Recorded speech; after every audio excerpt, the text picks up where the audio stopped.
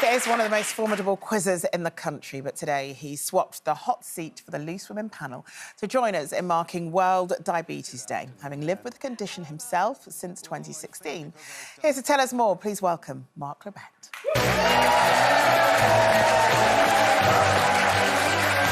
Hello, ladies. Good to see you. Need a bit more room. You shouldn't play that music. I can feel myself going... Must stop them winning money, yes. The Beast. Where did the Beast come from, the name? Well, it's very simple. My name's Labbett, which is French for the Beast. Well, there you go. Simple as that. And I have a 6'9" brother called Phil, who, appropriately enough, is called the Big Beast.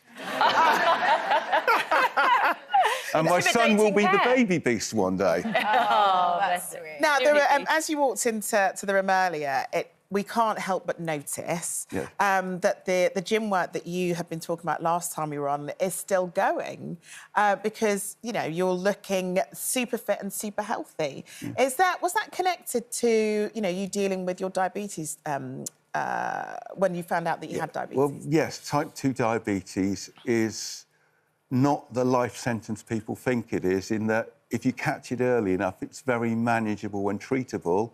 And most importantly, it's reversible. Mm-hmm. If you do exercise, for example, depresses the glucose level in your blood. So if you do enough exercise and watch what you eat, you can definitely make yourself undiabetic. I've got a good friend of mine up in Yorkshire who's done just that. He listened to what the doc said and made sure he ate sensibly, and now he's not diabetic. Oh, wow. How did you find out that you were diabetic 8 years ago? I had a leg injury which wasn't healing up, and the nurse just looked and said, "You sure you're not diabetic?" And I went, "Don't think so." And they did a simple blood test and went, "Yeah, you're diabetic." Wow. So it's easy enough to test for, but it just showed I had no other symptoms, so I'm going, feel fine. Still never had a hyper or hypoglycemic episode, which is when you get too much or too little blood sugar in your thing.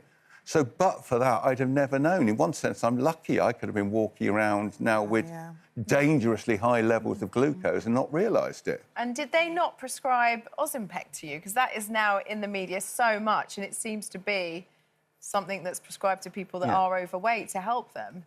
Well, I've obviously got medications for the type 2 diabetes. If the GP prescribes it to me, I take it because I'm the kind of person who should take it. But then again, they can say, well, you've already done pretty well with the weight loss, mate. Keep it up. Yeah. You've done incredible. Well done. Honestly.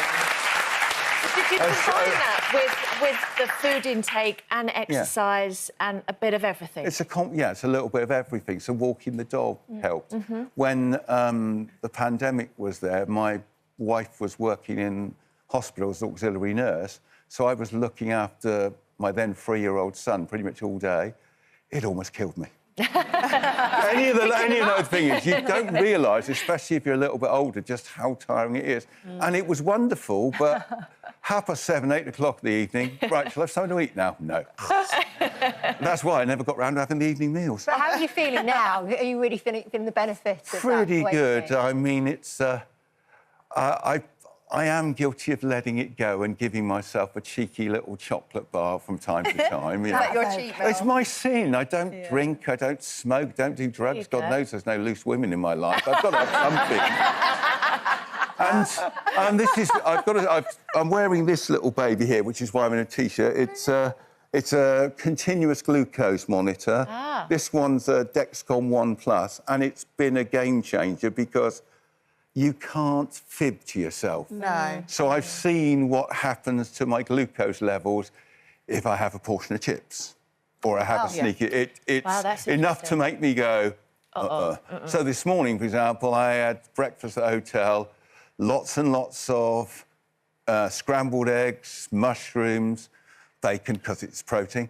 And what I noticed was, so I had a big meal and my glucose level didn't move at all. And the good news is, because I'm keeping an eye on it, I'm taking my medications far more regularly than I used to. I've got the glucose level down now to the high end of normal, which is great.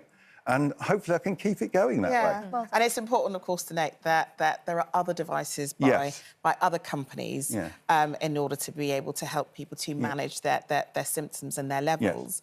But I guess the important thing for anybody that's watching is that if you suspect something may well be wrong, go and see your doctor, but also go for regular checkups. Because, as you said, you would have had no idea had you not been in there for something else. Well, you can be walking around as a ticking time bomb and you're not aware. And the test is a simple blood test. So it's something, if you're going for your regular checkup with a GP, hopefully they should take the bloods anyway and just go, hang on. You know, it sounds like you've really educated yourself, though, on food types and what can be dangerous and what, you know, like maybe with a chocolate, you might have half a bar instead of having the whole bar or something. So you've learnt your limits now, haven't you? Well, it is, but the shock to me, obviously, I'm fairly well educated and I didn't realise just how much the difference. I thought it would go up a little bit, not as much as it did. Forgive the shameless plug, but I'm doing... another one, Mark. Another one. Well, this one, I'm doing panto this year at the Woodville and Greyjoy. And I assume you're playing the villain like you've done for 50 years on the Chase? Well, let me give you a clue. Fee, fi, foo, fun. And I tower over everybody else. But the reason I mention it is because when I do panto in the past, there's generally, as you know, if you do panto, there's lots of biscuits and crisps around to keep you going. I've now got to go, can't do that. Really so what can't. Do you snack on, or you just don't snack? Well, I'm trying not to at the moment, or things like these sort of, instead of carb-based snacks, protein-based ones. So I can have bars with nuts in, I can have something with a lot of protein in.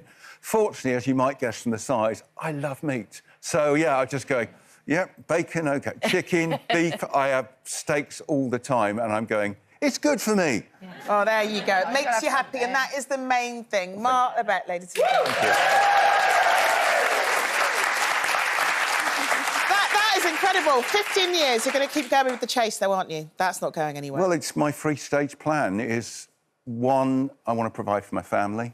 2, I want to be around long enough to see my son graduate. Absolutely. And health is key. And 3, healthy body, healthy mind. I love being Well, tomorrow's on tomorrow, so you'll see you